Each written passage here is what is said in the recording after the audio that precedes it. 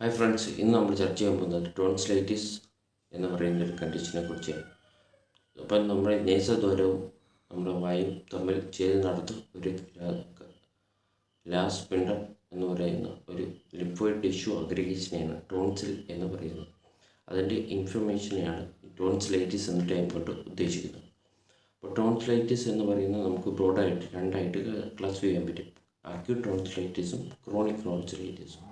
Acute tonsillitis എന്ന് പറയുന്നത് നമുക്ക് പെട്ടെന്ന് ഒരു പനി, അതുപോലെ തന്നെ ലിംഫ് നോഡിലൂടെ ഈ തൊണ്ടയിൽ രണ്ട് സൈഡ് വേദന, അതുപോലെ തന്നെ ലിംഫ് നോഡ്സ് തമ്മിലുള്ള അതിൻ്റെ ഒരു വീക്കം, ഇതുപോലത്തെ അവസ്ഥയിലാണ് പേഷ്യൻ്റ് കൂടുതലായിട്ട് ഒ പിയിൽ കണ്ടുവരുന്നത്.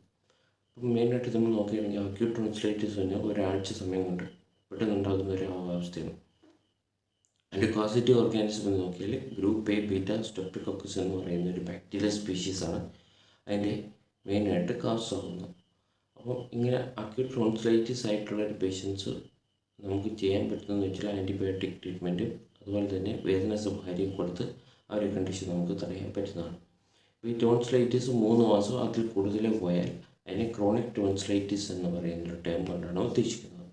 അപ്പം ഈ ഒരു ക്രോണിക് ടോൺസിലൈറ്റിസ് എന്ന പോലുള്ള കണ്ടീഷനിലേക്ക് ചെല്ലുകയാണെങ്കിൽ അവിടെ ഒരു ചീസി മെറ്റീരിയൽ ഫോം ചെയ്യാനുള്ള ചാൻസ് വളരെ കൂടുതലാണ്. ഒരു വെള്ള, ഈ പടത്തിൽ കാണുന്ന പോലുള്ള ഒരു വെള്ള സബ്സ്റ്റൻസ് നമുക്ക് ആ ഒരു ടോൺസിലിൻ്റെ പുറത്ത് കാണാൻ സാധിക്കുന്നതാണ്. ഈ ടോൺസിൽ എന്ന് പറയുന്ന സാധനം നമുക്കൊരു ടോർച്ച് അടിച്ച് നോക്കിയാൽ മാത്രമേ അത് കാണാൻ പറ്റത്തുള്ളൂ. അപ്പോൾ ഇങ്ങനെയുള്ള ഒരു കണ്ടീഷനിൽ നമ്മൾ മെയിനായിട്ട് അനാൽജസിക്സും അതുപോലെ തന്നെ അതായത് പെയിൻ കില്ലേഴ്സ് അതുപോലെ തന്നെ ആൻറ്റിബയോട്ടിക്സും കൊടുക്കേണ്ടതായിട്ടും വളരെയധികം പ്രാധാന്യമർഹിക്കുന്നു. അതുപോലെ തന്നെ നമ്മൾ ഈ ക്രോണിക് ടോൺസിലൈറ്റിസ് എന്ന കണ്ടീഷനിൽ നമുക്ക് വളരെയധികം കോംപ്ലിക്കേഷൻസ് വരാം. അതുപോലെ ഈ ഒരു ഫുഡ് പാർട്ടിക്കിൾസ് എല്ലാം ഇതിൻ്റെ ഇടയിൽ നിറയെ ഗ്യാപ്പുണ്ട്. അതിനെ ക്രിപ്സ് എന്ന് പറയും. ആ ക്രിപ്സ് എന്ന് പറയുന്ന ഇതിനകത്ത് ഈ കഴിക്കുന്ന ആഹാര പദാർത്ഥങ്ങളെല്ലാം പോയി അടിക്കുന്ന ഒരു ചീസി മെറ്റീരിയൽ പോലൊരു സംഭവം ഉണ്ടാകാനുള്ള ചാൻസ് വളരെയധികം കൂടുതലാണ്. അപ്പോൾ ഇങ്ങനെ ഒരു കണ്ടീഷൻസ് വരികയാണെങ്കിൽ നമ്മൾ മാക്സിമം